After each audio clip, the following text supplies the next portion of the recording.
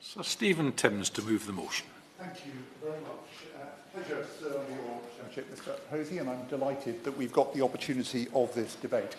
Since October 2021, the Household Support Fund has provided £2.5 billion in local crisis support. I'm delighted that the Minister responsible for setting up, both Ministers responsible for setting up are in their places this afternoon, as well as the current Minister as well. It has played an absolutely crucial role. At the autumn statement, I asked the Chancellor if the Household Support Fund was going to be extended into next year. His answer was yes, but it turned out that was incorrect. The documentation didn't bear that answer out, and we still don't know the answer to my question today, hence this debate. In the 1930s, Mr Hosey, the then Unemployment Assistance Board offered one-off additional payments on top of weekly assistance. From 1988, discretionary payments were centralised in the social fund, the DWP's social fund, and the coalition government replaced that with local welfare assistance, arguing, and it was a fair argument, that local authorities were best placed to distribute the funding.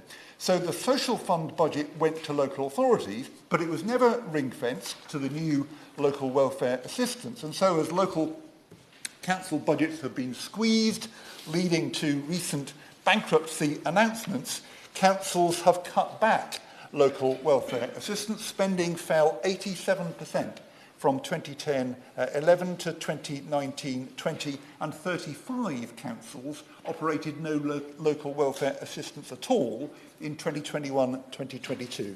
That decline was only ended by the Household Support Fund. The remarkable Liverpool-based charity End Furniture Poverty sent freedom of information requests to every local council about the year 2022-23. 8 said they depend entirely on the Household Support Fund to fund local welfare, and in a further 23 councils, the fund provides more than half of their spending. Of the £91 million spent by local authorities on local welfare assistance in 2022-23, only £34.7 million came from councils' core budgets. 62% came from the Household Support Fund. Failing to extend the fund now, with no replacement for it, would end vital support in the midst of a continuing crisis, but it would also end a feature of social security that's been supported by every government since 1934. Give way to the honourable gentleman. I thank my honourable friend and congratulate him on bringing such an important debate. And he's absolutely right to put this into context, because one has to view this in the backdrop of 14 years of ideological austerity cuts combined with the worst cost of living crisis that we are seeing. And the reality now is not only has destitution increased by 61% in the last 3 years, local authorities are poorer than they were and cannot provide this lifeline support without this. Does he agree that should this fund be cut, it will take away the essential lifeline that many families that actually struggle to put food on their table rely on today? I do agree with my honourable friend, and indeed I agree with the press release issued by the Minister, who's in her place last Friday, which said, and I quote, "The Household Support Fund is there for anyone who needs a helping hand." The question is, will it be there still in 6 weeks' time? That's the subject of this debate. I will give way. I thank my honourable friend for giving way and for holding this important debate. In Manchester, the Household Support Fund provides a vital safety net to 60,000 residents, including providing cost of living support payments for 12,500 vulnerable households. So does my honourable friend agree that by not guaranteeing funding for the next financial year, the government is putting essential support schemes for many vulnerable people at risk? After all, our constituents are struggling financially due to the government's economic mismanagement, which has been soaring inflation, massive spike in energy bills, and sky-high mortgage rates. I'm grateful to my... The interventions are that long, and I understand why people want to make them.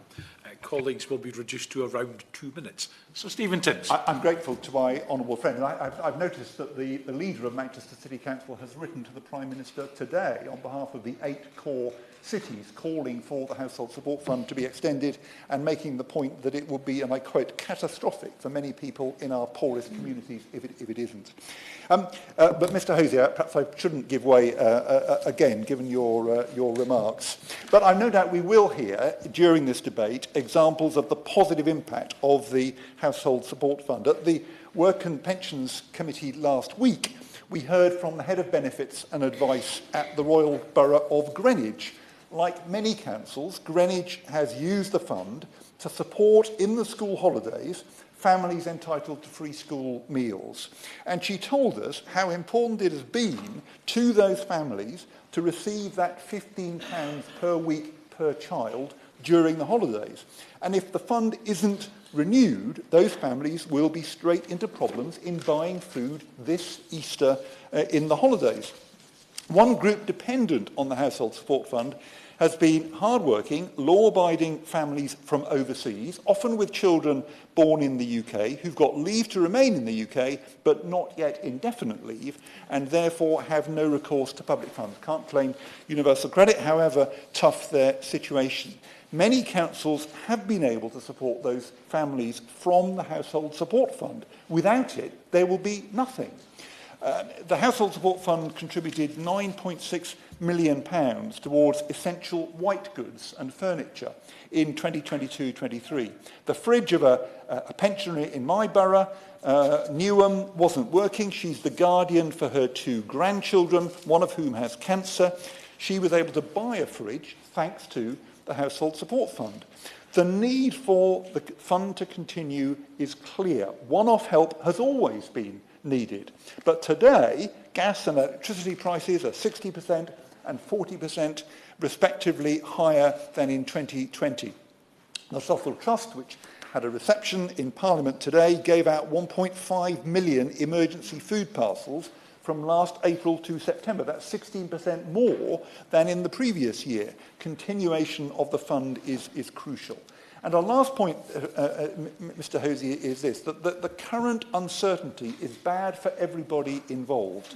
One local authority told End Furniture Poverty, and I quote, "Part of the nightmare of this funding is out of a team of 26, I have 3 permanent members of staff. We're constantly onboarding and training people." Another said, "Delaying the decision and failing to give local authorities enough notice has made it impossible to plan." This is no way to govern. The government can take some pride, I think, in the Household Support Fund, but uncertainty undermines it. A webinar attended by nearly 200 people yesterday. Comments in the chat I wrote down included, "Without it, there will be no localised welfare assistance in Warwickshire. In Brighton and Hove, our 50-plus emergency food providers will have no way of coping if HSF is removed. On the Isle of Wight, we've used some of HSF to provide much-needed funds for food banks so they can purchase sufficient food to keep up with demand as donations have depleted drastically."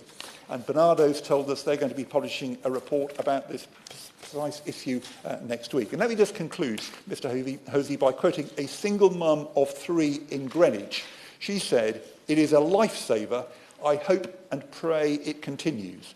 I agree, and I hope the Minister will too. Question.